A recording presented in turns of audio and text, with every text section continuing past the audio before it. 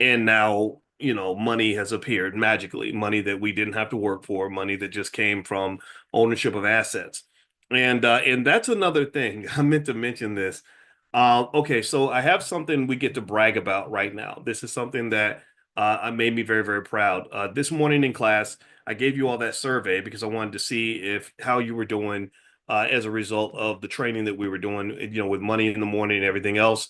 And I'm very proud to say that unlike any other institution I can think of, 77% of you said that being a part of this training has put more money in your pocket or increased your family wealth. That makes me very happy that three out of four of you, 77%, have basically you're better off. Your life is better off financially because you've been investing with us or because we've been talking about economics and all this other good stuff. That makes me extremely proud. That's the goal. The goal is my goal is to put more money in your pocket. My goal is to also help you to understand how to keep the money in your pocket and all the different variables that come into play with that. So, congratulations to you, and also congratulations to the Black Business School. We're getting it done. We're doing it better than anybody else. And the second thing that I found was check this out. This is really interesting. We could brag about this too. Basically, I want to say that 20% of, if you look at people with low income, they consider that to be incomes lower than 35,000. Only 20% of low income people invest in the stock market. But when you get up to high income people, high net worth people, it goes up to about 88%. 88% of wealthy people invest in the stock market. Well, in the Black Business School, 88% of our students invest in the stock market. 88%. And so that's very exciting. So way to go. Congratulations. Clap for yourself for that. I think that's a very big deal. You are taking that first step toward becoming wealthy by behaving like wealthy people. You're doing what rich people do, right? And this is not a surprise. This is not a mystery. This is not hard. This is not hard. This is not hard. But from where I sit, it's not hard. I mean, I get it. My PhD's in this stuff, so I can tell you this is not hard. It's little tweaks, little changes, and I congratulate all of you that are taking that step. Now, the way I operate is my first step was like, wow, 88% of our students are invested in the stock market. That's amazing. That's how I know that your generational wealth will increase. It may be not right away, but give it 5 to 10 years, you'll see the difference. Some of you are already seeing it right now. I know some of you have told me personally that I met one guy who said, literally, I started investing with you in 2017, and now I have $250,000 in my stock account. These are real stories. There's a professor, a great guy, smart guy I met at University of Kentucky. He told me that his wealth is pretty high right now because he started investing back in the day. He started with the $5 a day plan. I'm not kidding. These things take time, but they do work. And but I already can tell you that in 5 to 10 years, if you're consistent, you're going to see a difference. And it's like exercise, right? If you're overweight, the first week you go to the gym, you're not going to see results right away, right? And that's okay, right? But if you're consistent in the gym, you're going to start to notice a difference. So way to go. So my first thought was like, wow, this is great, 88%. But then my other thought was like, well, what happened to the other 12%? What is going on? Like, I don't want you to be in the 12%. Please don't be in the 12%. And I need all of y'all that are in the 12% to get out of the 12% so that the 12% becomes the 2%. And then the 2% becomes the 1%, and the 1% becomes the 0%. I need you to understand this. It's like if you come to church, you got to believe in God. If you come into the pastor's house, bring your damn Bible. Like seriously, like really, I need you to understand. Like if we're hanging out together and you believe in this black wealth thing, you must understand the importance of stock market participation, even if it's on a level that you're just beginning. So here's something. I'm gonna buy stock tomorrow. I'm just gonna share this in case you want to execute on it. I'm gonna buy stock tomorrow in this company called KKR, Kohlberg Kravis Roberts. I read a book about them called Barbarians at the Gate, where they were doing a merger and acquisition back in the 1980s and in the early 90s, and now they're still around. They've got like trillions of dollars in assets. And I just decided today, I heard just kind of a presentation from the CEO today, and it convinced me, yeah, I think I want to own a piece of that. So I'm going to buy some shares in KKR. I'm also going to buy shares in that crypto Cardano. Cardano, I'm impressed with my research with Cardano ADA. That's the ticker, and I just bought some ADA. So buy some ADA if you want to. I'm not telling you what to do. This is not investing advice. And you may want to take a look at Colbert Kravis Roberts, KKR. All right, so there we go. There's some stuff to invest in. If you want to know what Dr. Boyce is buying, there you go. And in fact, I'm literally going to buy it like as we're speaking, and I'm going to put the order in, and it'll execute tomorrow. So I do this because I want you to see that buying stock, it's just like buying groceries, just like buying a pizza. You just get in there, you buy it, and then you forget about it. You just buy it, throw it in the closet, and then you own it. And then you're an owner, you're an investor. You have a black-owned business. That whole business isn't black-owned, but that piece of it that you own, that's yours. Take pride in that. There's pride in ownership. That's the the other benefit I notice of owning assets. It's like you just feel proud, you feel good about yourself when you own stuff, and I just want you to own things. So anyway, let's get into this book.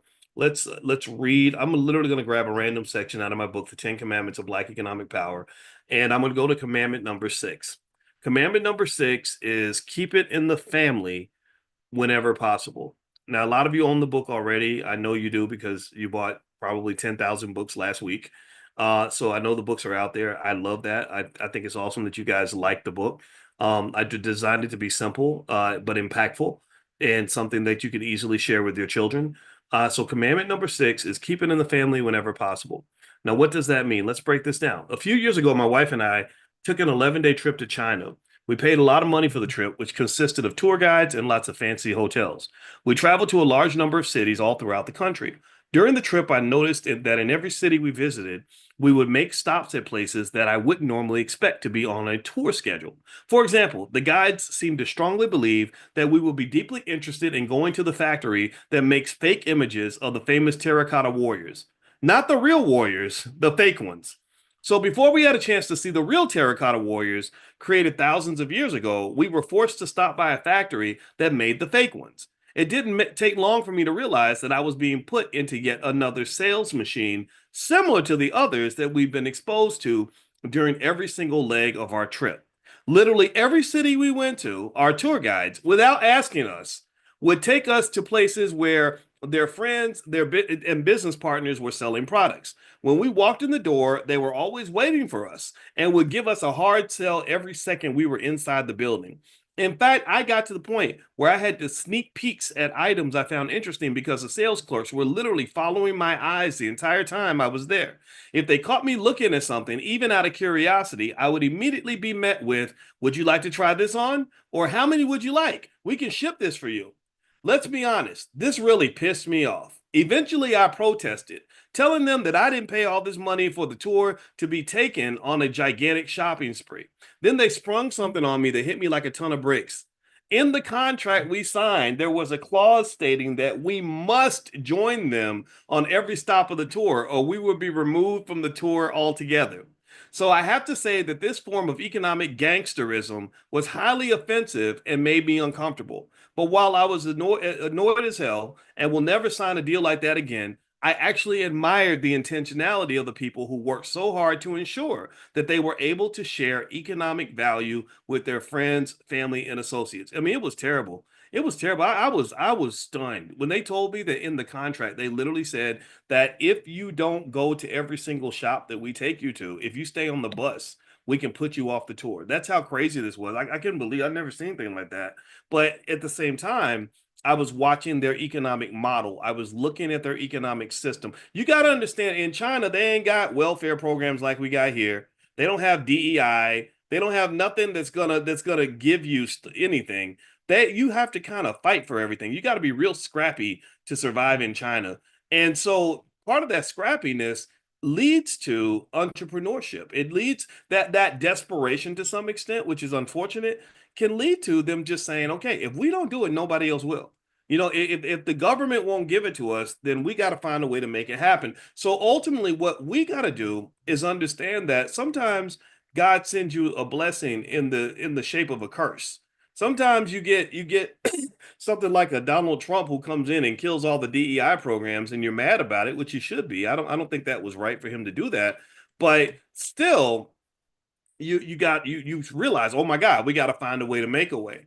And so what you've seen recently is you've seen a lot of people waking up. Like, oh my God, the racism, the racism. I'm like, yeah, the racism was always there. I don't know why you just now saw it after the election, but it was always there. I know you waving, yeah, the guy in the front, Al Green, waving. That's a crazy name for a politician, right? Waving his pimp cane at the president. You racist, right? And I'm like, yeah, but I would have done that at Joe Biden's speech too. Like you've been left behind for 40 years. I don't know why y'all just figured it out when the Republicans got in. So because your kids haven't been able to read since the 60s, right? You do know that, right? You do know how many schools in different cities have kids that can't read, can't write, can't do math, can't start a business, don't have any skill, can't do HVAC, can't do carpentry, can't do plumbing, can't even do hair, and they're throwing them in this competitive economy where they're going to be left behind to starve. So as you're waving your pimp cane at Trump, I need you to wave it at yourself and wave it in the mirror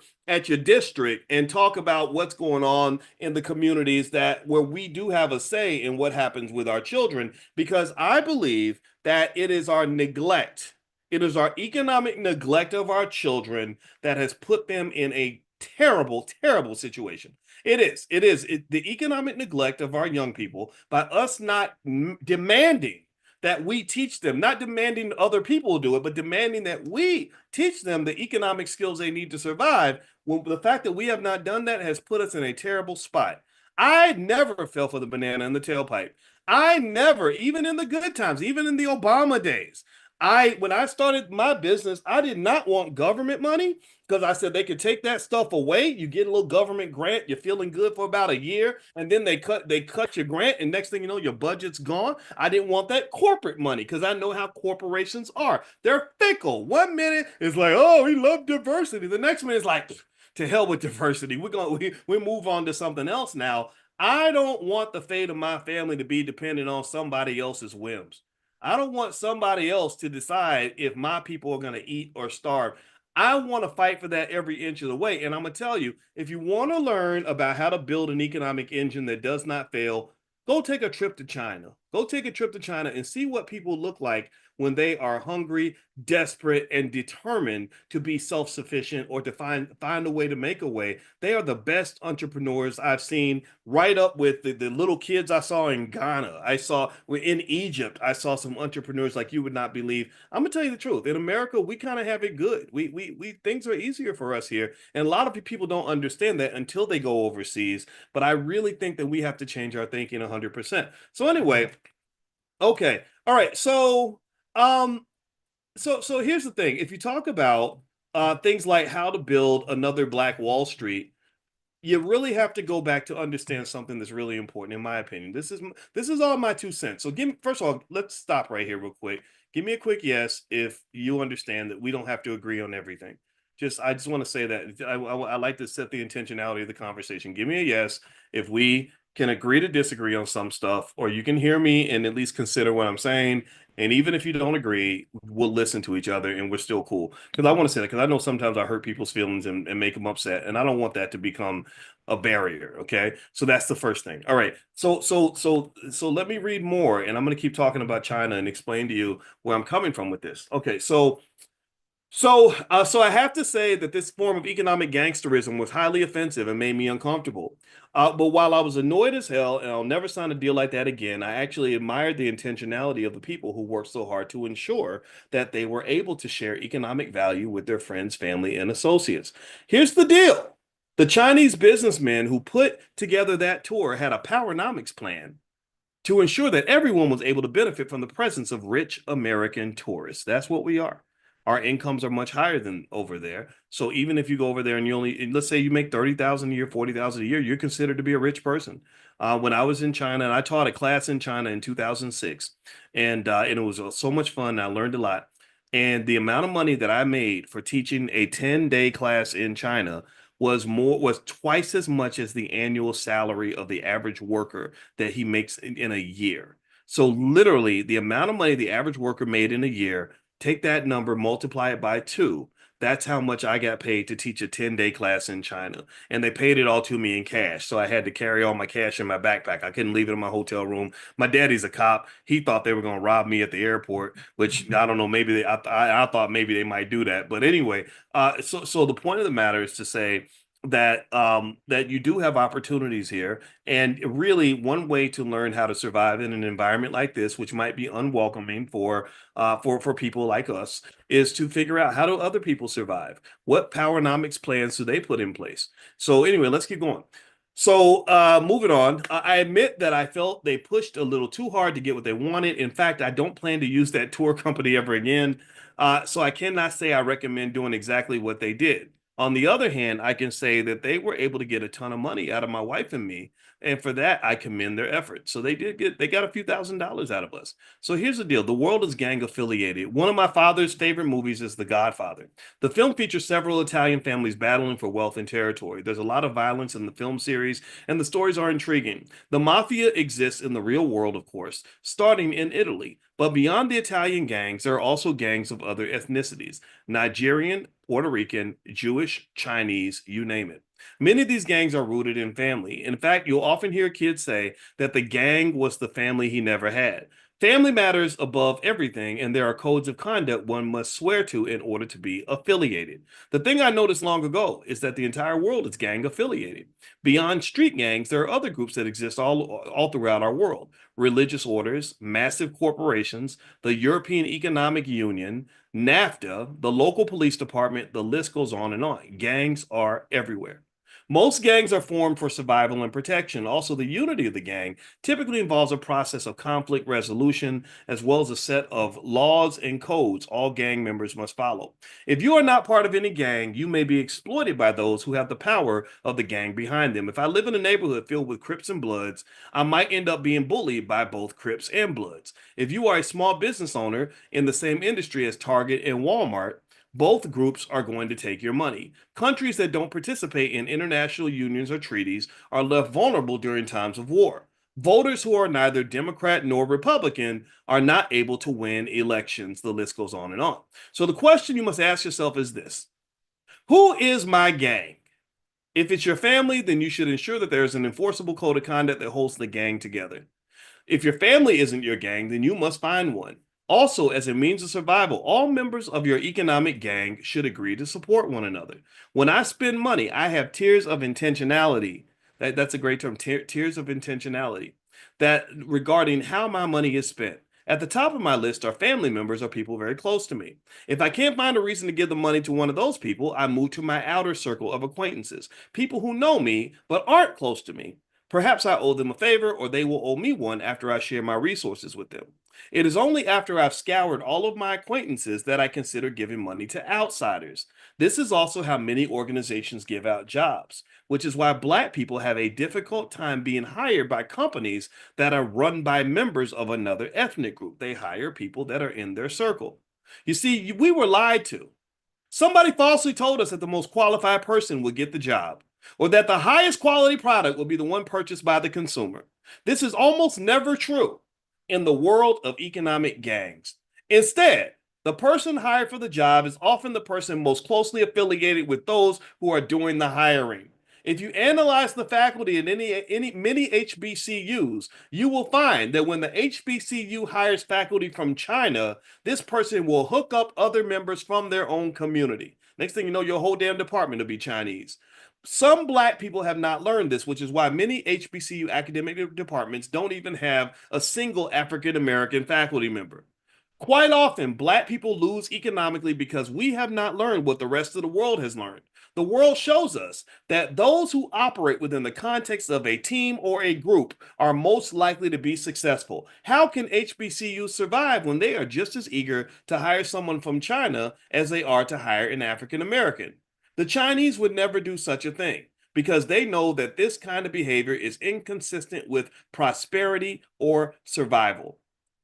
So this I thought about that section, or that section came to mind when I did an interview, and by the way, I'm reading from my book, The 10 Commandments of Black Economic Power. You can get discounted copies at 10commandments.boycewatkins.com. So we can't do the $8 thing is over, but I kept the price really low for those of you that still want to run it as a business, maybe buy some extra copies wholesale and resell them. So instead of paying $40 for an autographed copy, you can pay 15 bucks. So the URL is 10commandments.boycewatkins.com. So anyway, I thought about that because I remember interviewing at I believe it was Howard at the time, and I remember being interviewed by this Chinese man who was going to decide if I was going to be part of the finance department. And I just remember thinking this is so weird to me that a Chinese guy is deciding if an African American man is qualified to teach African American people. I was offended just by the whole existence of the whole conversation. I thought it was just weird. And I just remember thinking to myself, I wonder if I go to China, I wonder if I can find a single Chinese university anywhere. They have thousands of schools, by the way. Can you find me one school anywhere or one department within one school? That's all you got to find where there is an African American man interviewing Chinese people, deciding if the Chinese man is qualified to teach other Chinese people. I bet you that you cannot find a school like that anywhere on the earth, but yet somehow we have it flipped upside down, and backward. I think that just as a matter of understanding the pride and dignity of ownership, that we should have spaces where we get to decide how things are going to be done and how things are going to run. Most HBCUs, unfortunately, haven't reached that point just because of how they were founded and all that. But it's no disrespect. HBCUs produce a lot of great employees and a lot of great, highly skilled professionals. They go on and work for white people and do a wonderful job. The problem is that they don't produce the kinds of leaders and entrepreneurs that are able to really build a community. How do I know that they don't produce that? Well, because they don't exist. Well, because if you go to Black communities, you should not find communities that are torn down, dilapidated, broken, with no Black-owned hospitals, no Black-owned school systems, no Black-owned, very few Black-owned businesses, no ability to create jobs for ourselves. That is a deficiency. That's like an economic version of a vitamin deficiency. You don't have the economic vitamins to really have a healthy economic community. Like the economic blood flow is very, very bad because you come to the point where you've been trained to be highly dependent on other people. And those people, when they decide that they don't care about you, you're done. You know, the same people that have the power to feed you are the ones who have the power to starve you. And right now, some of us are being starved. I hate saying it, but I know I got a lot of bougie Negro friends that got those nice little government contracts and government grants and government jobs, and unfortunately, they're hurting right now. They're really hurting, and my heart goes out to them because it's not fair. You don't deserve that. But at the same time, I just really ask you, who taught you in a world of economic warfare that it makes any logical sense whatsoever for you to be heavily dependent on people that have shown you consistently that they don't like you, shown you consistently that they don't have your back, shown you consistently that they're not going to build for your community? That's your job. That's what you have to do. You have to give yourself financial security. No one else is ever going to give it to you, right? So ultimately, I think that the thinking has to be changed. I think financial security has to be a top priority. For our families, for our kids. Also, remember, every Black child should be taught how to start a business by the age of 12. Every Black child should own stock on the day that they're born. Give him toys on his birthday, but give him shares of stock to go with it so that he can own some assets. So when that little boy grows up, he's going to be okay. If you start buying him stock in the year 2025, then you buy him a couple $1,000s worth every year, just a couple $100s worth every month. You don't have to spend as much as you spend, even on your car note. Your car note is $600 a month. Just do $200 for your kid. Maybe you love your kid one third as much as you love your car. If you even did that basic amount for your child consistently, you change his life. You change that baby's life. 20 years down the line, they have far fewer problems than they will have when they're trying to go through a racist society when they're broke. Let's just be honest. When you're Black and you have money, you are far better off than when you're Black and you're broke.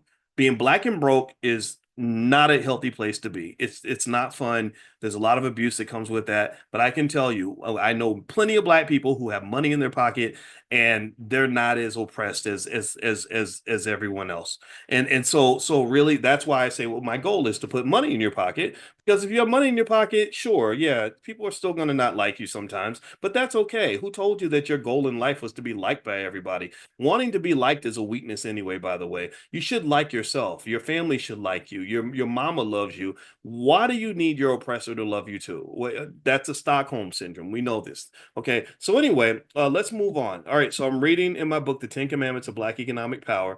And there's a section called Who Taught Geese to Run Impacts? And this was something that just kind of came to mind after kind of watching how animals operate. Even animals understand, you know, even animals understand the importance of being of working as a group, right? Like animals don't go to college. Nobody taught them that this was the best way to survive. They didn't take a class on unity. They just kind of knew these things instinctually.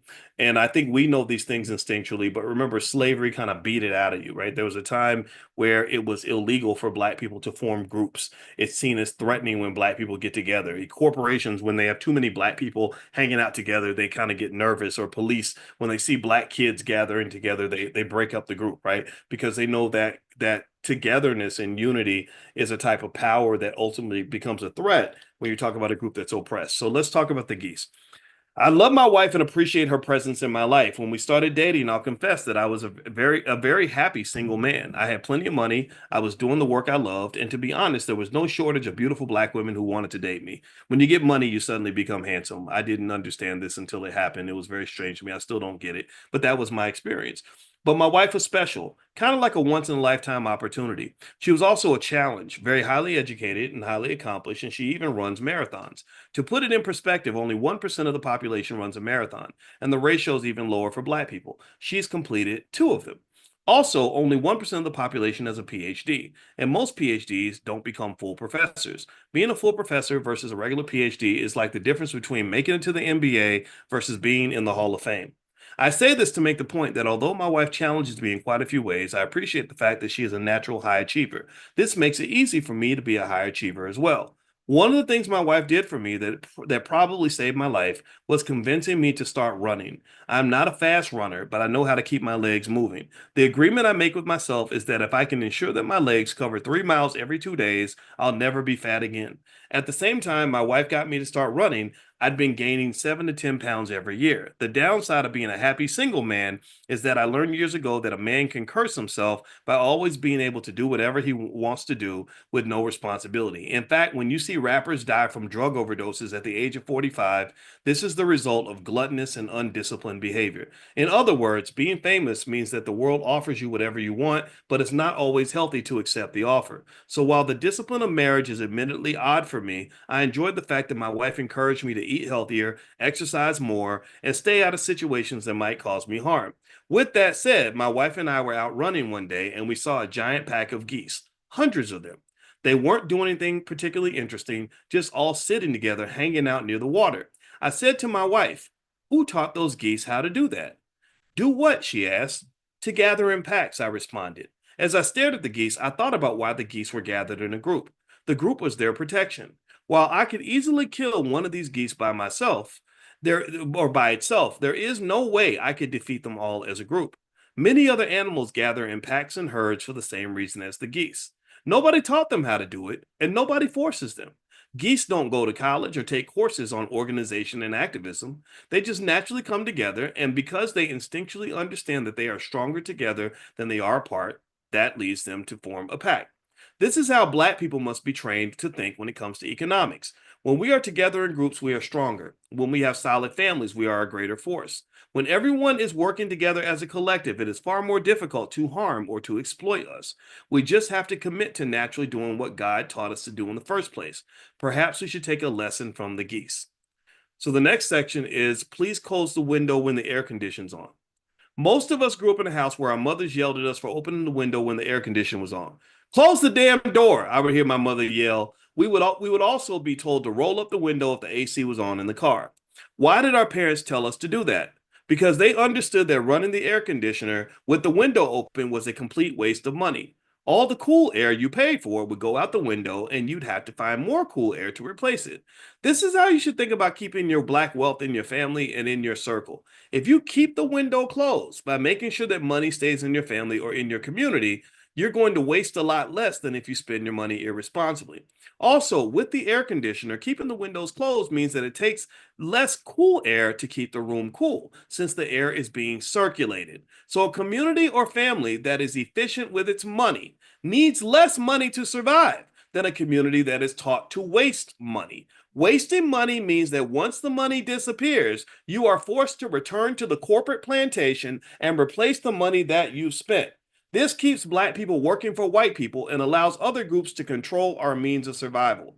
A big part of having a self sustaining community is the ability to recycle your resources, no different from the way the first astronauts on Mars had to recycle their water. If you don't learn to recycle the money in your community, then others will always be able to turn off your economic faucet. So, what does that mean? What am I saying there? What I'm saying is that financial consciousness means that it means a lot of things. But one thing it means is that money is power. And the thing about power is that power is essential and critical, especially when you're from a community that is considered oppressed. So you want to get power so you can at least stop people from oppressing you. And one thing about power is you don't give your power away. So consciousness means that when I get $1 in my pocket and I got that power in my pocket and I'm deciding what to do with that power, I'm going to value what I have. I value myself. I value my network. I value the people around me. I value my resources. Things that you value, you don't waste. And this connects to a concept that I talk about in the book called economic self-esteem. It's just no different from when I was explaining to a young girl, with her baby daddies and stuff. And I said, well, I think that there's a self-esteem issue here because if you have the self-esteem I'd like for you to have and you value yourself as much as I wish your father had taught you to value yourself, then you would not even let a man even in your bedroom that wasn't worthy of being a part of your life, that wasn't going to be healthy for you. But because you don't value yourself and what God gave you, I think that that causes you to share it with people who don't deserve it. So I think the same thing happens with money. In fact, I know the same thing happens with money. You got to be careful about those people that will come around and tell you how poor black people are. When people come around, and I've had to deal with this for years, ever since I started talking about wealth in the black community, way back in the 1990s and the 2000s, I would always run into people who would say, why would you talk to black people about investing? Black people are poor. Black people don't have any money. Black people are broke. And I'm like, okay, so if you convince yourself that you're poor, then what happens is that you don't value what you have because you don't see the value in what you have. You see yourself as a person that is lacking. You see yourself as a community that doesn't have anything valuable to preserve or to protect. So if you don't value what you have, then you're not going to protect it. You're not going to take care of it. Right? Like if I value my car, I'm going to wash it and wax it and keep it nice and clean and shiny. But if I don't value the car, I'm going to drive it. If it's a rental car and I don't value that, I'm going to tear it up. If the same thing, studies show that people that own their own homes and value their homes take better care of their homes in their front yards than people who don't value where they live, right? So when you keep calling black people poor and keep saying that this community that has 1.6, now probably 1.8 trillion in spending power, if you want to call it that. Again, there's no power in spending, so that's an oxymoron. In economic power, I'm stop calling it spending power because you're not powerful if you spend all your money. If you keep calling that community poor, then they're going to engage in low low economic self-esteem behavior. They're going to behave like poor people. They're going to say, well, I don't have anything worth protecting. So what's the point in me trying to preserve anything because I have nothing to preserve? What's the point in me trying to pass anything down through a generational wealth legacy? I ain't got no wealth. I ain't got nothing.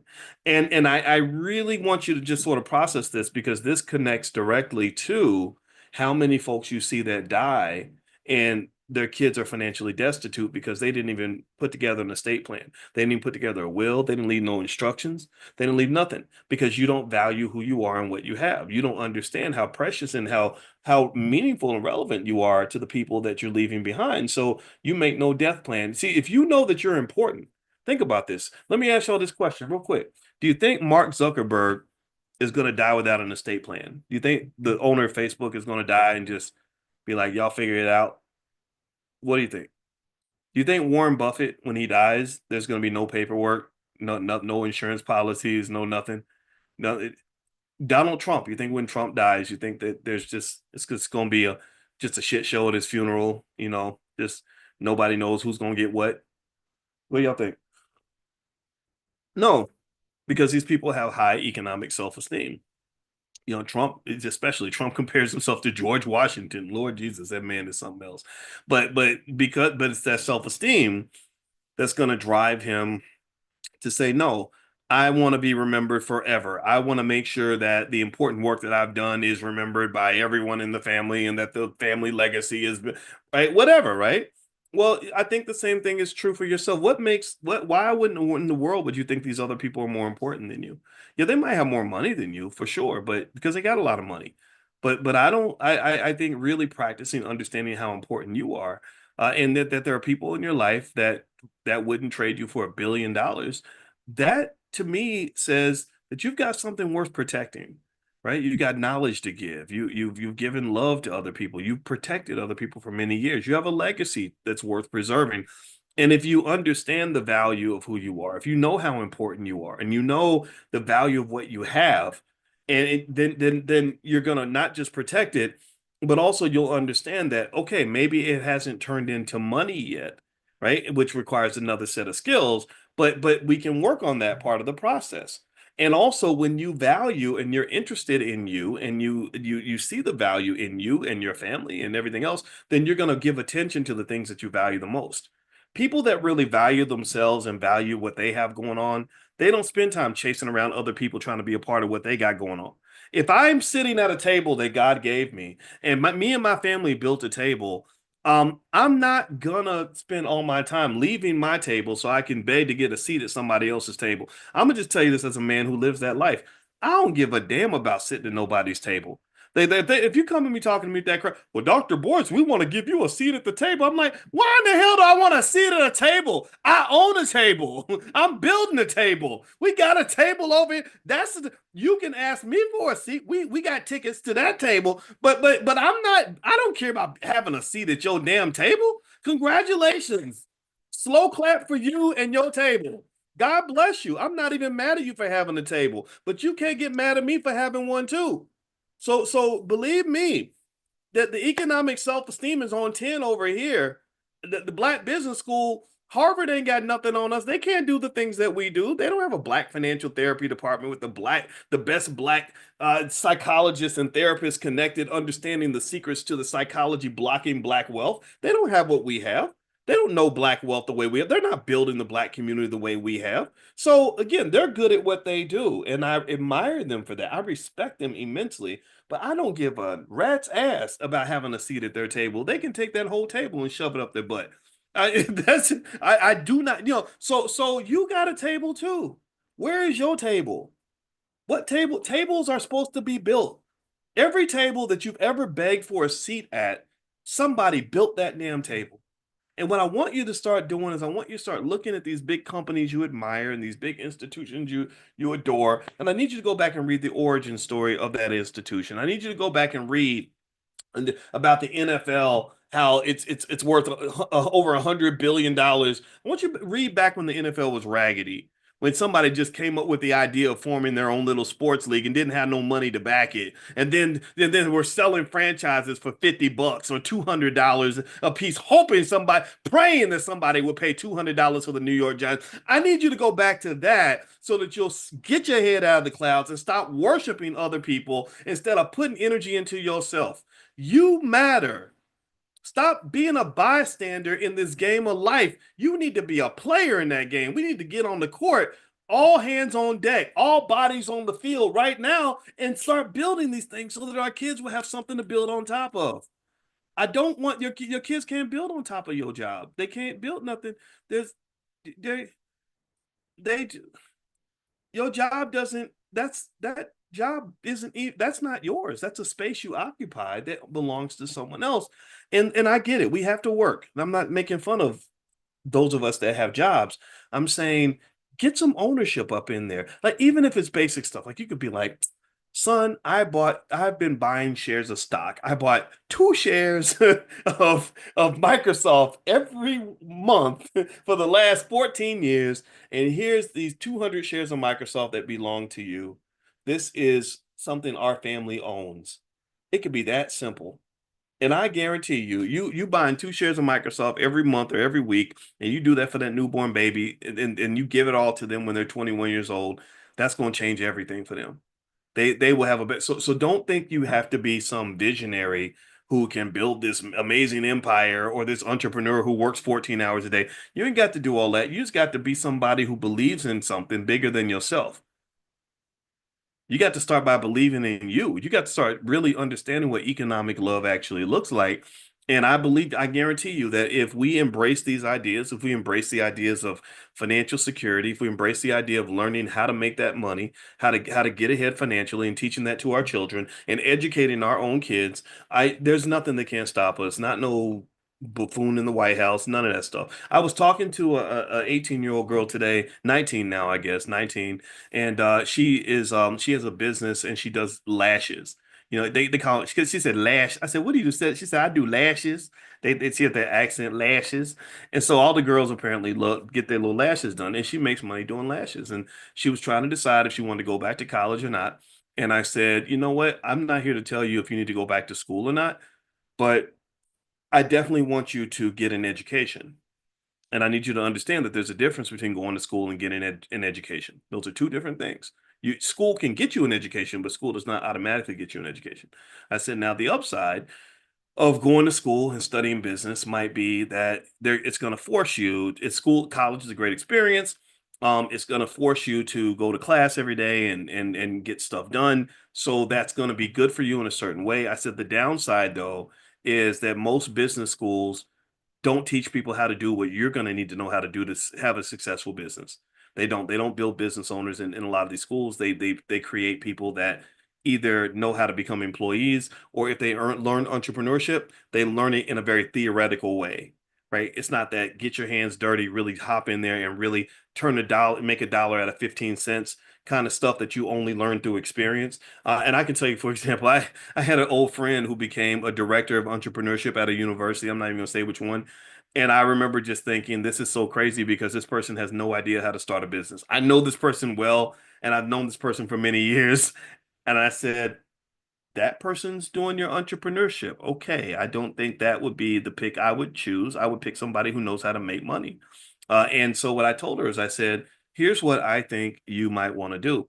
I said, as you get your education, which I think you absolutely must have, I think that you should link your educational process to picking up all the skills that you need to be incredibly good at what you do. I said, I can tell that you have a passion for what you do. I said, it sounds like you're really excited. You really like doing lashes and everything. She said, yeah. I said, okay, well, then to me, if you're trying to be a business owner, you got to learn the skills of a business owner. You got to learn how to delegate and get team members. You got to learn how to serve a customer.